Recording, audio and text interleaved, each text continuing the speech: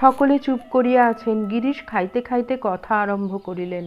গিরিশ: আচ্ছা মহাশয়, কোনটা ঠিক, কষ্টে সংসার ছাড়া না সংসারে থেকে তাকে ডাকা? শ্রীরামকৃষ্ণ মাস্টারের প্রতি: গীতায় দেখনি, অনাসক্ত হয়ে সংসারে থেকে কর্ম করলে সব মিথ্যা জেনে জ্ঞানের পর সংসারে থাকলে ঠিক ঈশ্বর লাভ হয়। যারা কষ্টে ছাড়ে তারা হীন থাকের লোক। সংসারী জ্ঞানী কীরকম জানো?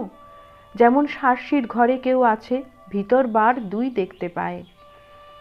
আবার সকলে চুপ করিয়া আছেন। শ্রীরামকৃষ্ণ মাস্টারের প্রতি: কচুরি গরম আর খুব ভালো। মাস্টার গিরিশের প্রতি: ফাগুর দোকানের কচুরি বিখ্যাত। শ্রীরামকৃষ্ণ: বিখ্যাত?